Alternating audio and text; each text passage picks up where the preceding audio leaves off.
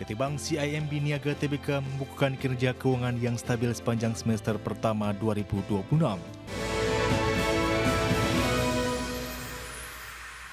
PT Bank CIMB Niaga Tbk membukukan kinerja stabil di sepanjang 6 bulan pertama tahun 2026 dengan laba bersih konsolidasian mencapai 3,44 triliun rupiah. Ya, pertumbuhan emiten perbankan berkode BNGA ini ditopang oleh ekspansi penyaluran kredit serta peningkatan perolehan dana murah.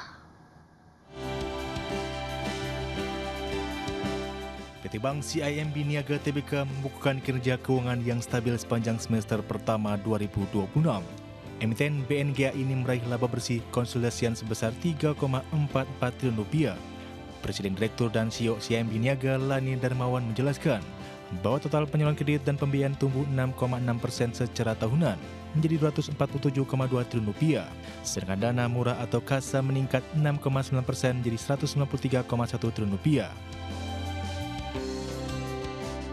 Secara operasional, pendapatan operasional dan laba operasional sebelum pencadangan masing-masing tumbuh 6,8% dan 6,5%. Peningkatan kontribusi pendapatan non-bunga turut membantu mengimbangi penurunan pendapatan bunga bersih perseroan.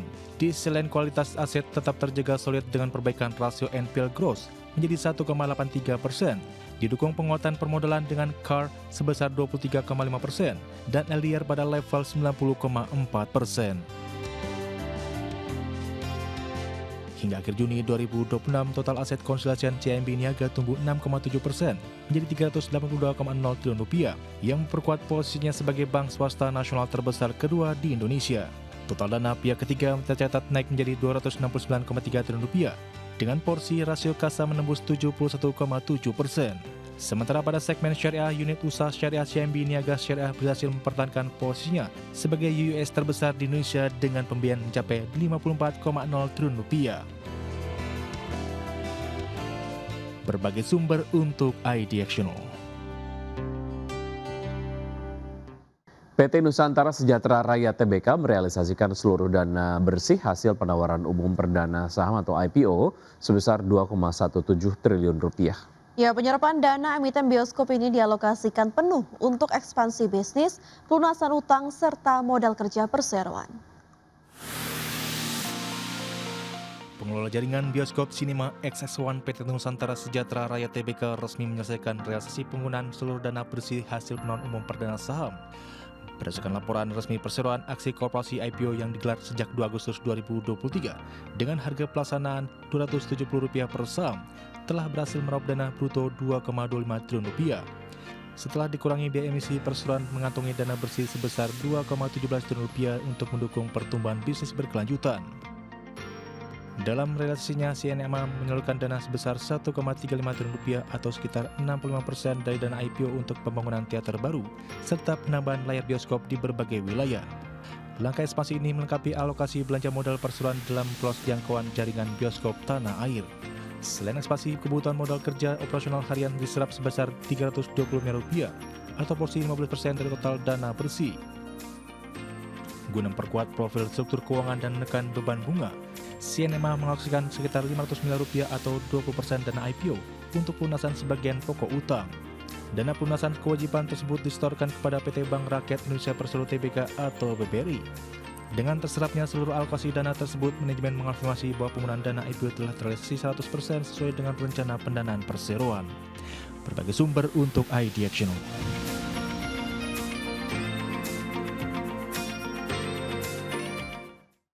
Ya, kalangan analis pasar modal mewanti-wanti resiko yang perlu diwaspadai investor terhadap sasaran indikator makro dalam rancangan APBN 2027. Analis menyatakan target pertumbuhan ekonomi sebesar 6% cenderung ambisius. Meski demikian, target tersebut diyakini mampu menjadi sentimen positif bagi pasar saham dalam jangka pendek. Pidato kenegaraan mengenai rancangan anggaran pendapatan dan belanja negara 2027 telah mendorong laju indeks harga saham gabungan menguat pada perdagangan Jumat 14 Agustus. Namun kalangan analis mewanti-wanti risiko yang perlu diwaspadai investor terhadap target ini. Head of Research Kisi Sekuritas Muhammad Wafi menjelaskan bahwa target pertumbuhan ekonomi 6% cenderung ambisius. Pasar disebut merespon target ini sebagai sinyal kepercayaan secara jangka pendek, sekaligus kehati-hatian dalam jangka panjang. Menurutnya terdapat sedikitnya 3 hal yang perlu diwaspadai investor atas target anyar pemerintah pada tahun 2027. Pertama, kesenjangan antara target pertumbuhan ekonomi 6% dan resesi tahun ini. Selisih yang ada merupakan lompatan yang ambisius. Selain itu, target belanja senilai Rp4.097 triliun dengan pendapatan Rp3.426 triliun juga disebut menyisakan defisit yang signifikan. Menurutnya, kualitas belanja seharusnya menjadi hal yang dikedepankan pemerintah. Sementara itu, senior market analis penilai aset sekuritas Nafan Aji Gusta menilai bahwa sebetulnya target pertumbuhan ekonomi 6% dari Presiden Prabowo Subianto dalam pidato kenegaraan mampu menjadi sentimen positif bagi pasar saham secara jangka pendek. Selain itu, inflasi 2,5% dan yield SBN 10 tahun pada level 6,9% juga dinilai memberikan pesan bahwa pemerintah menginginkan kombinasi pertumbuhan dan stabilitas makroekonomi. Berbagai sumber untuk ID Action.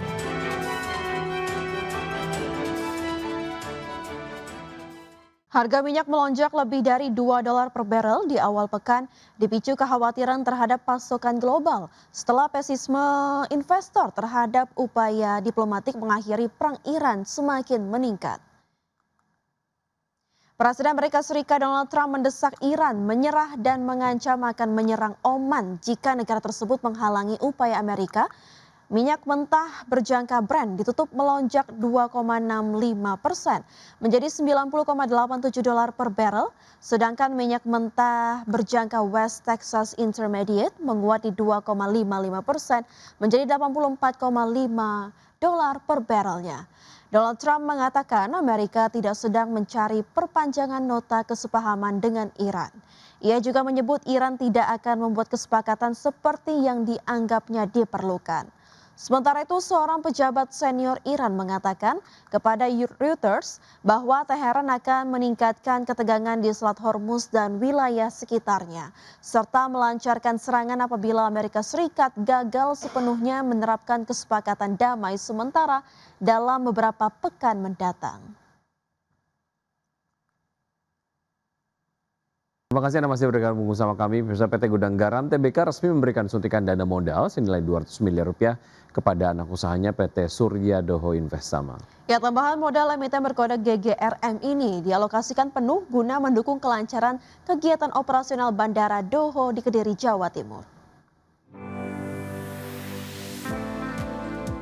PT Gudang Garam TBK resmi memperkuat struktur pemurnian anak usahanya PT Surya Doho Investama atau SDHI, di mana Direktur Gudang Garam Istata T. Sidarta menyampaikan bahwa perusahaan mengucurkan dana sebesar Rp200 miliar. Suntikan modal tersebut dilakukan lewat skema private placement melalui penerbitan 200.000 saham baru SDHI dengan nilai nominal Rp1 juta per lembar saham. Aksi korporasi ini bertujuan langsung untuk menopang kebutuhan operasional Bandar Udara Doho di Kediri yang dibangun oleh perusahaan melalui SDHI. Dengan adanya setoran modal baru tersebut, total modal ditempatkan dan setoran SDHI kini meningkat menjadi Rp14,5 triliun. Penambahan modal ini diserahkan berdasarkan keputusan sirkuler per 14 Agustus 2026 yang dituangkan dalam akta pernyataan keputusan RUPS luar biasa perseroan. Sebagai informasi, Bandara Doho Kediri berkode IATA DHX merupakan bandara pertama di Indonesia yang seluruhnya pembangunannya didanai pihak swasta. Meskipun dimiliki dan dibangun oleh Gudang Garam Group, pengelolaan operasional bandara diserahkan kepada PT Angkasa Pura Indonesia. Pembangunan infrastruktur ini dimulai sejak peletakan batu pertama tahun 2020 hingga resmi beroperasi penuh sejak Oktober 2024. Berbagai sumber untuk ID Action.